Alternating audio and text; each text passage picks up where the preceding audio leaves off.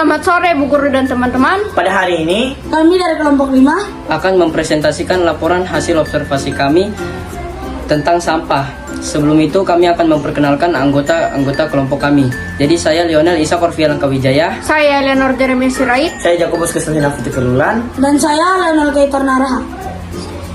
Sebelumnya kita ketahui dulu apa itu teks laporan hasil observasi.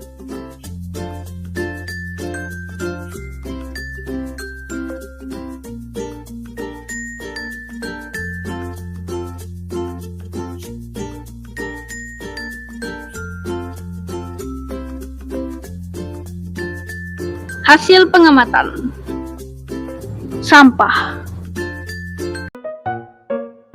Sampah adalah sisa-sisa kegiatan sehari-hari manusia atau proses alam yang terbentuk padat atau semi padat. Secara garis besar, sampah dibedakan menjadi dua jenis, yaitu Sampah organik dan sampah anorganik. sampah organik adalah sampah yang berasal dari sisa-sisa makhluk hidup, baik hewan, tanaman, maupun manusia. Jenis sampah ini mudah terurai secara alamiah di alam. Sampah ini juga bisa dimanfaatkan menjadi hal-hal lain, seperti kompos dan lainnya. Sedangkan sampah anorganik adalah sampah yang berasal dari bahan-bahan non-hayati seperti produk sintetis atau hasil dari proses teknologi pengolahan bahan tambang.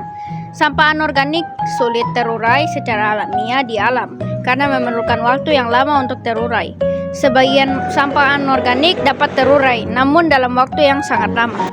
Nah, sampah anorganik dibedakan lagi menjadi dua, yaitu sampah anorganik yang dapat didaur ulang dan sampah anorganik yang tidak dapat didaur ulang.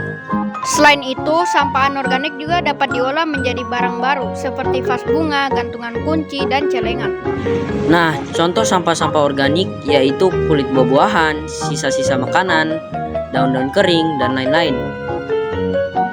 Sedangkan contoh dari sampah anorganik seperti botol plastik, bungkus makanan, sedotan plastik, dan lain-lain.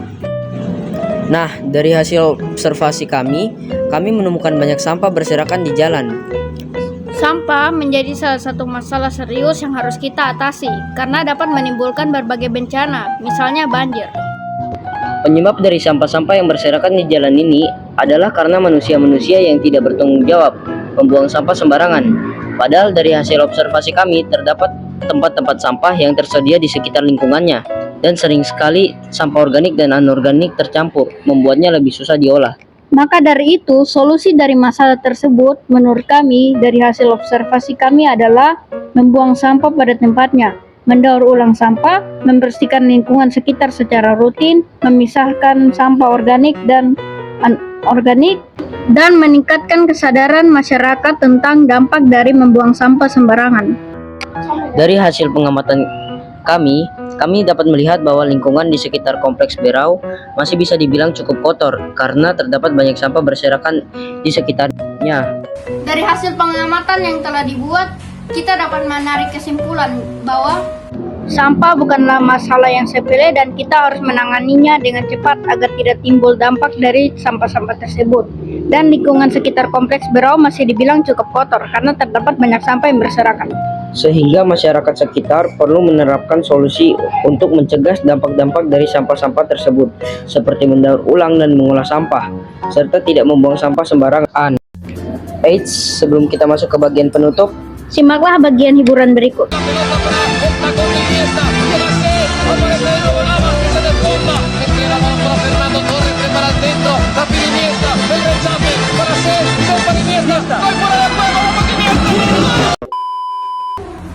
Terima kasih telah menyaksikan video laporan hasil observasi kami. Kami berharap laporan ini dapat memberikan informasi yang bermanfaat dan membawa wawasan untuk kita semua. Jika ada pertanyaan atau masukan, silakan tinggalkan komentar di bawah. Sekali lagi, terima kasih atas perhatian dan dukungannya. Sampai jumpa di laporan berikutnya. Terima kasih. thank you for watching.